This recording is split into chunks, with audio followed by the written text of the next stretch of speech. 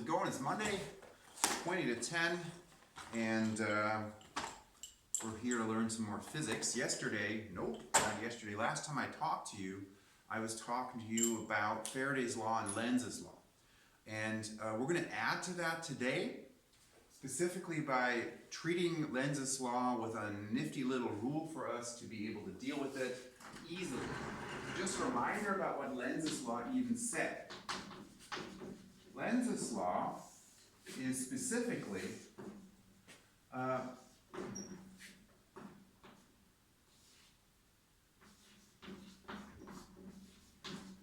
the minus sign in Faraday's Law that is circled right here. And just to make that clear, I'll make it in yellow.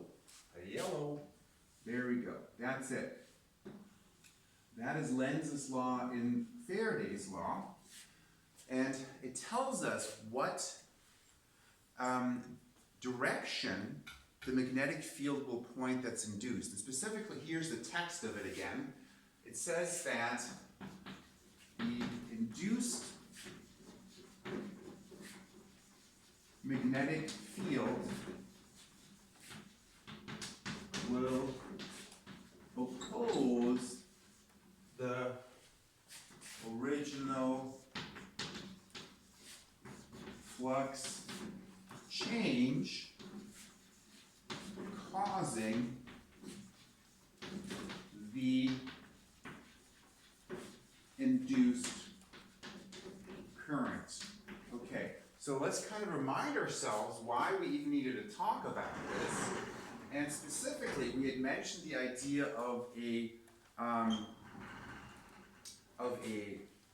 wire loop being pushed into or pushed out of a magnetic field. So let's look at that example again. This time we're going to change the setup a little bit. We're going to take a magnetic field that comes towards us.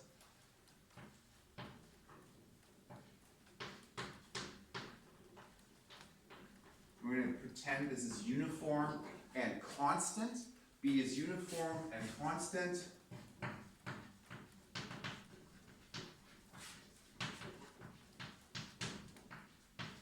And we're going to take a loop of wire and we're going to take it with our hand.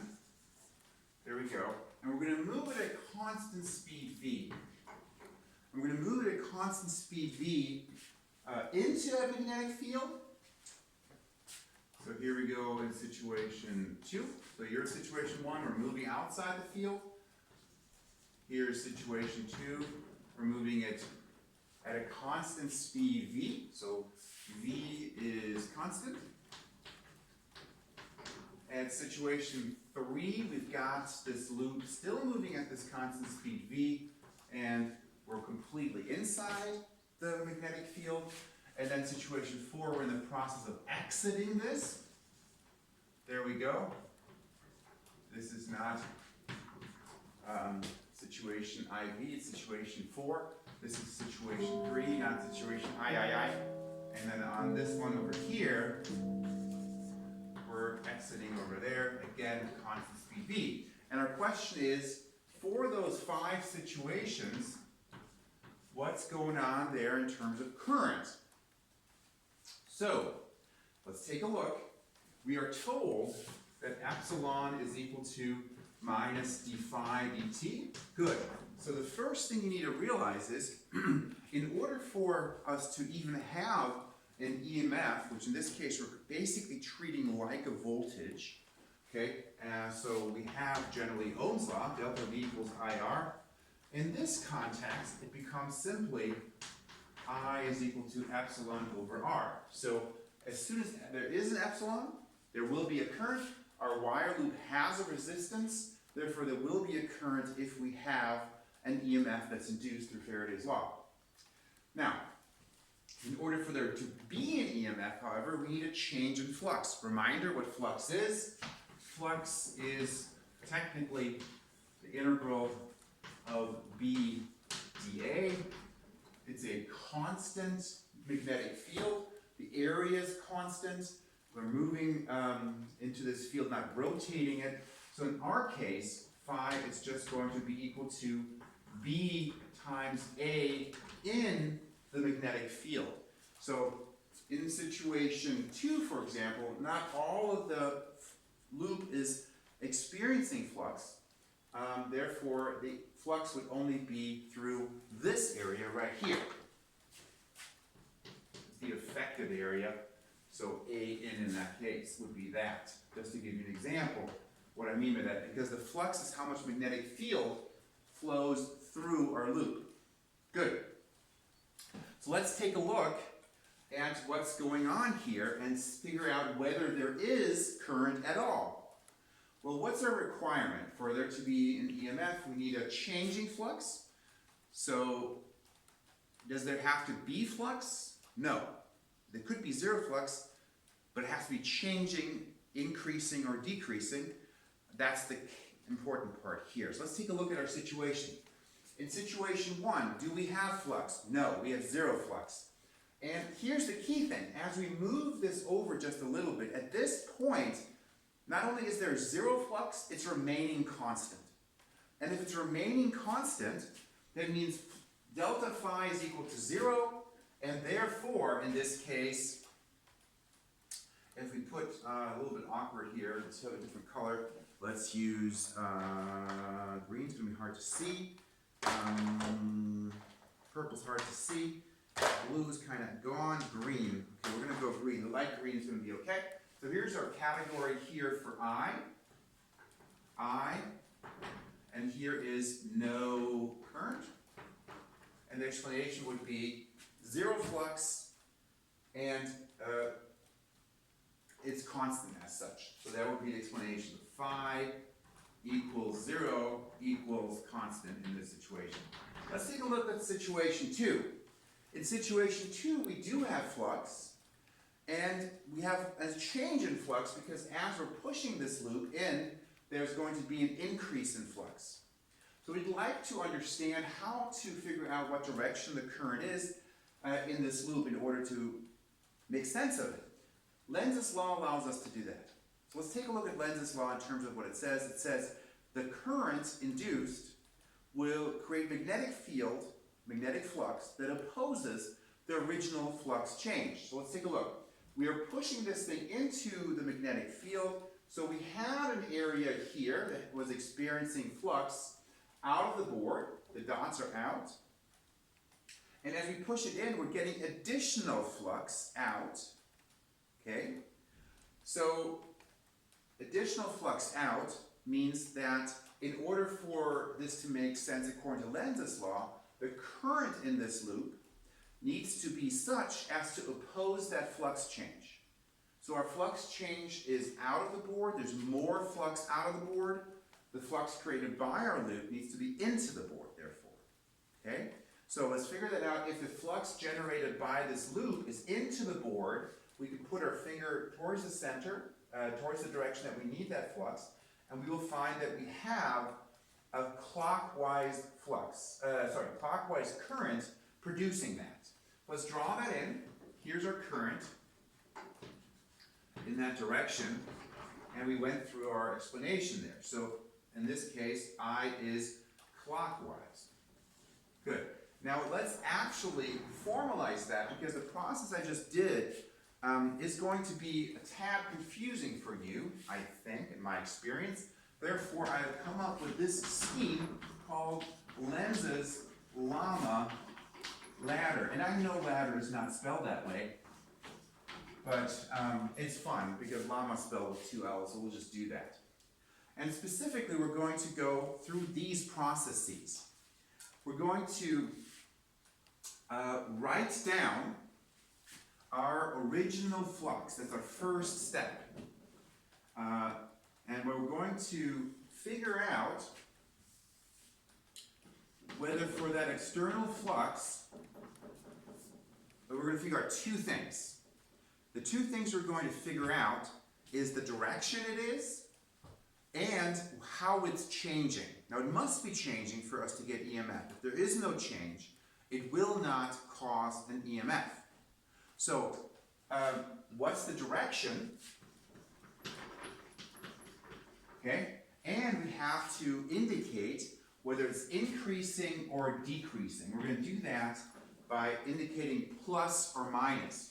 Let's do our example from loop situation 2 to illustrate. In situation 2, our flux is out of the board, out, and it's increasing because as we push the loop into the field, more of the flux will be going through that loop. So it's going to be out plus. Okay?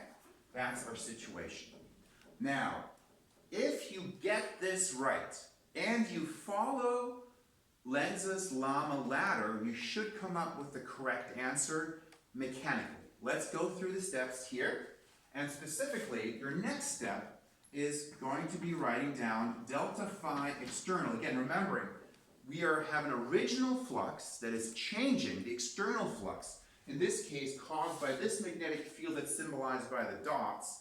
For example, that could be caused by a north pole behind our board and a south pole in front of us, or by a solenoid that's creating this magnetic field. That's the external magnetic field, and we need to distinguish that from the induced magnetic field, because that wire, once it has a current flowing through it, will produce its own magnetic field, the induced magnetic field, and those are two different things. Okay, so let's take a look. Delta phi external will be in the following direction. So if you have up here plus, then you write down the same. If you have minus, then you write the opposite. Let me explain. We have here a plus and a minus. Plus if the original flux was increasing, minus if the original flux was decreasing. So if the direction is listed with a plus, then you write down the same thing. So for us, it is out plus, and because we've written down plus, we will write down the same thing. Don't write down same, but the same direction, which would in this case be out. Why am I saying that? Because here we have the choice of the direction. Could have been left, right, in, out, up, down, northwest, southeast. You get the idea. Whatever words you use, if it's plus, you write down the same, and if it's minus, you write down the opposite. So the opposite of out would be in, left is right, up is down, northeast is southwest, etc. Okay? Makes sense. Now, getting to our next step. In our next step, what we're going to do is we're going to, whoopsie, I'm going to keep that up here, and yeah, you can see it. Good, and I'll get to low here, this should work. Okay, the next step is you're going to write down the phi induced. Okay, so now we've talked about the original, the external flux that's caused by the external magnetic field by permanent or solenoid magnet. The induced flux, this is where Lenz's law kicks in, has to be flipped from the previous statement because Lenz's law says that the induced magnetic flux opposes the original flux change. Okay? So, here we go. We have basically this step of the ladder, and now comes this step of the ladder, and in this step later, we're going to flip the previous statement. And I just say flip, you can also write opposite, that's fine. Point being, whatever you wrote down in the previous statement, in row 2 of Lenz's Llama ladder, you will then flip in the opposite direction. We have here out, okay, the opposite of out is in, voila. So we write that down, there we go, in. And we've got the third step. There's one last step, and then the ladder is complete. In the last step, we're interested in figuring the direction of the induced current, because the induced flux is caused by the current inside our loop. And what the direction of that induced current is can be determined using the right-hand rule. No surprises there. So, that's our last step of our ladder. So here we had our magnetic flux that is induced in the loop going into the board, and therefore the direction of the current needs to be clockwise according to Lenz's Llama ladder. Let's make sure this works by looking at the other situation. Now, we've got this figured out. Now in situation 3, we could be tempted to use Lenz's Llama ladder as well. However, we would be wrong. Why would we be wrong? Well, let's see. Is there an external flux? Yeah, there is. So why can't we get an answer to the question which direction the current is flowing? Well, because when you look at that external flux, it is not changing. So you're pushing this loop, but you're completely inside the magnetic field. So in situation 3, there is no flux change, no external flux change. Therefore, Faraday's law says 0 EMF, therefore 0 current, and that means we have no current. And this is a little bit different from situation 1. In situation 1, we had 0 flux and constant. In this case, we have phi is not 0, and it is, in this case, out, but it's constant. And if it's constant, that means delta phi is 0 and there is no current. Okay? Now, moving along to situation 4. Situation 4 is different. Now in situation 4, good illustration.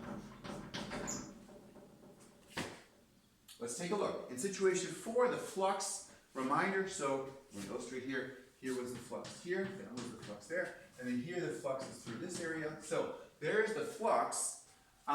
There is flux and it is changing, therefore we do get current. Okay? Now, let's be specific here and step our way through the Lenz's Llama ladder. Specifically, the first step is the external magnetic flux. The external magnetic flux is, again, out of the board because it's indicated to us that the magnetic field in this entire region with the dots is coming towards us. The magnetic flux is out, but in our case, because the area that's exposed to the field is getting smaller, this means that we have a reduction in the flux, so it's going to be out minus is how much flux we have. And if it's out minus, well, what does that mean? So, stop thinking at this point and just apply the Llama ladder and we should be good. So, next step's supposed to be if plus same, if minus opposite. We've written down minus, okay? And we know the opposite of out is in, so we'll write that down. Now, in the next step, we're supposed to flip it according to Lenz's law. This is actual Lenz's law kicks in this step. This is Lenz's law. Good. So, we know what it means to flip in because the opposite of in is out. So we know now that the induced magnetic flux by the loop is out of the board. And if the induced magnetic flux is out of the board, we can figure out the direction of the current according to the right-hand rule. So in this loop, we now know the induced flux is out, as indicated here, and that must be caused by a current that is coming in a counterclockwise direction.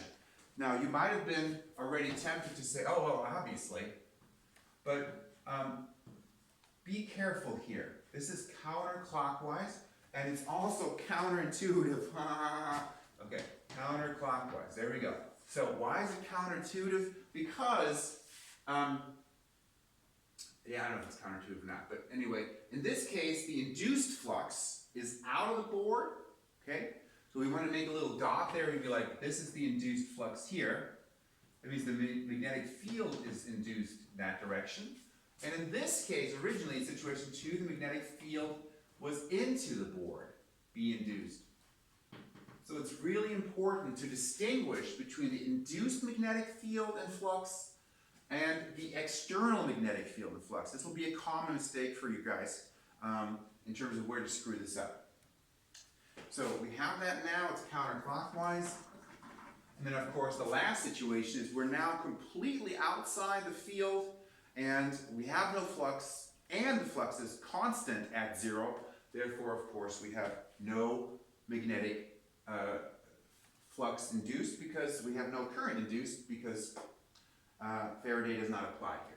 So let's write that down. So we have no current here, and the justification would be that phi equals 0 and it's constant. That's the key thing here. And again, I want to reiterate, just the fact that it's 0 is not sufficient.